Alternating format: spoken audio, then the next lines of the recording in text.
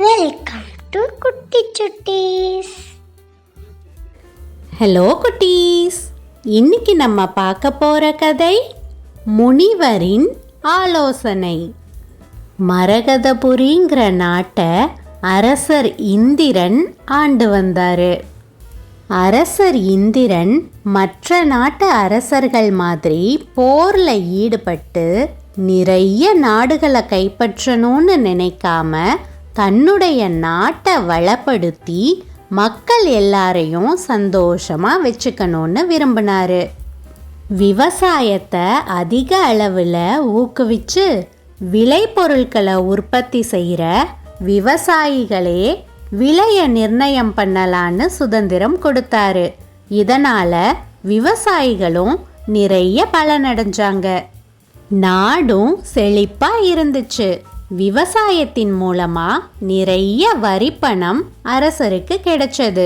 கிடைச்ச வரிப்பணத்துல முக்கால்வாசிய மக்களுடைய நலன்களுக்காகவே செலவு செஞ்சாரு ராஜா. மக்களும் ஆனந்தமா எந்த கவலையும் இல்லாம வாழ்ந்து வந்தாங்க. இப்படி செழுமையா இருந்த நாட்டில் திடீர்னு பஞ்சம் ஏற்பட்டது. சில மாதங்களா மழை பொழிவு இல்லாம விவசாயிகள் விவசாயம் செய்ய முடியாம நிலங்கள் எல்லாம் வறண்டு போச்சு.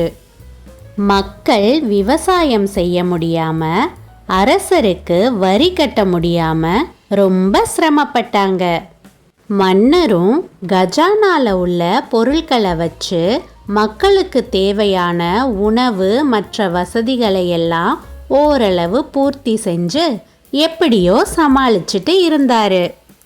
அரசி, நீங்களும் மக்கள் கஷ்டப்படக்கூடாதுன்னு கஜானால உள்ள செல்வங்களை வச்சு அவங்களுடைய தேவைகளை பூர்த்தி பண்ணிட்டு இருக்கிறீங்க.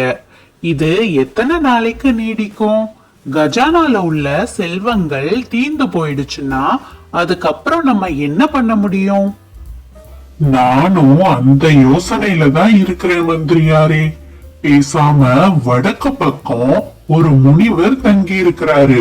அவரு ரொம்ப சக்தி வாய்ந்தவர்னு நான் கேள்விப்பட்டிருக்கிறேன். அவரை போய் பார்த்து ஏதாவது யோசனை கேட்கலான்னு இருக்கிறேன். எதுவா இருந்தாலும் நாம உடனடியா செயல்படணும் அரசே, இல்லைன்னா மக்கள் ரொம்ப சிரமப்படுவாங்க. நீங்க சொல்றது ரொம்ப சரி. நான் உடனடியா முனிவரை போய் சந்திச்சு இந்த பிரச்சனைக்கு ஒரு தீர்வோட வர்றேன்.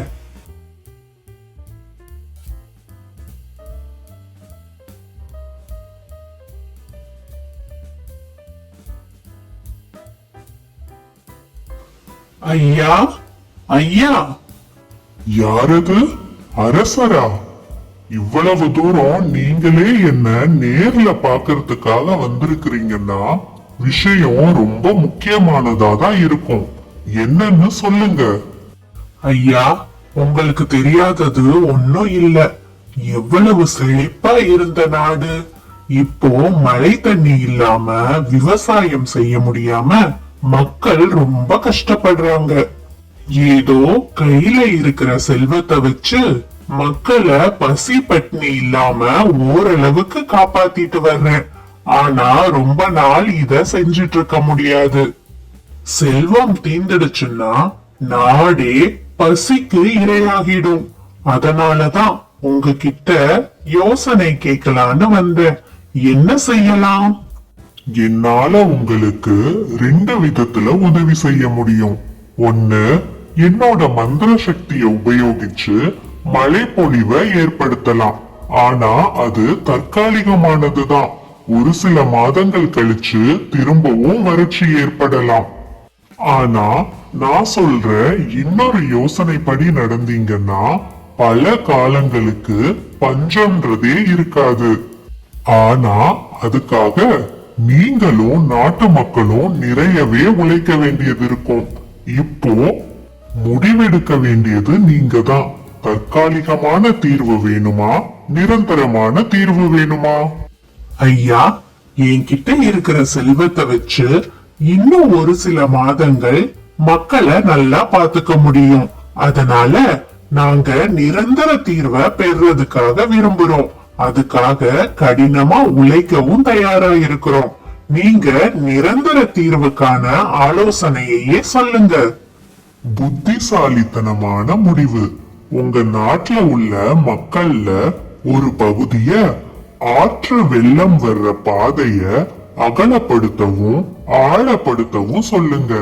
அதோட கரைகள்ல மரக்கன்றுகளை நிறைய நட்டு வைக்க சொல்லுங்க. இன்னொரு பகுதி மக்களை ஊருக்கு நடுவுல இருக்கிற காலி இடங்கள்ல குளத்தை தோண்ட சொல்லுங்க. குளத்தோட கரைய உயர்த்தி பலப்படுத்த சொல்லுங்க. மற்றொரு பகுதி மக்களை ஊர்ல எங்கெல்லாம் காலி இடங்கள் இருக்குதோ அங்க மரக்கன்றுகளை நிறைய நட சொல்லுங்க. ஒவ்வொரு வீட்ல இருந்தும் வெளிவர்ற உபயோகப்படுத்தின தண்ணீரை நட்டு வச்ச மரக்கன்றுகளுக்கு போய் சேர்ற மாதிரி வழி செய்யுங்க. இறுதியா இன்னொரு பகுதி மக்களை 4-5 தடுப்பணைகளை கட்டி நிறைய வெள்ளம் வரும்போது வெள்ளம் வெளியேறதுக்கும் வெள்ளம் வராத காலங்கள்ல தண்ணீர் தேங்கி நிக்கிறதுக்கும் பலமான தடுப்பணைகளை கட்ட சொல்லுங்க. இந்த வேலைகள் எல்லாம் முடிய 3-4 மாதங்கள் ஆகும். நான் சொன்ன மாதிரியே இந்த யோசனைய சரியா செயல்படுத்தினீங்கன்னா 4 மாதங்களுக்கு பிறகு இயற்கையாவே நல்ல மழை பொழிவு இருக்குது. தண்ணீரும் அதிக அளவு சேமிக்கப்படும். அதுக்கு பிறகு உங்க நாட்டுக்கு பஞ்சம்ன்றதே நிரந்தரமா இருக்காது. செழுமையா வாழலாம். ஐயா, நீங்க சொன்ன யோசனைய நான் உடனடியா செயல்படுத்துறேன். உங்க ஆலோசனைக்கு ரொம்ப நன்றி.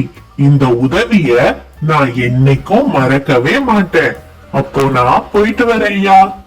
முனிவர்கிட்ட ஆலோசனை கேட்ட மன்னர் அரண்மனைக்கு போய் முனிவரோட யோசனைய உடனடியா செயல்படுத்த ஆரம்பிச்சாரு. நாட்டு மக்களும் விவசாய வேலை இல்லாததால நாட்டோட நன்மைக்காக மன்னரோட ஆணைப்படி எல்லா வேலைகளையும் ஆர்வத்தோடையும் சுறுசுறுப்போடையும் செஞ்சாங்க. 4 மாதங்கள்ல முனிவர் சொன்ன மாதிரியே எல்லா வேலைகளும் நல்லபடியா நடந்து முடிஞ்சது.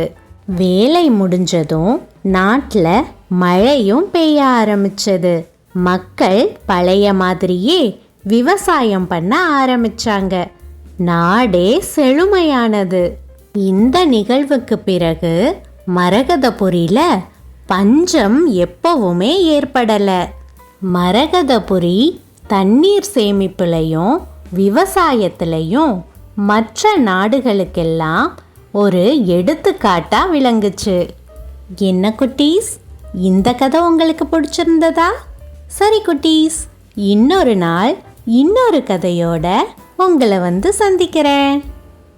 Thank you for watching.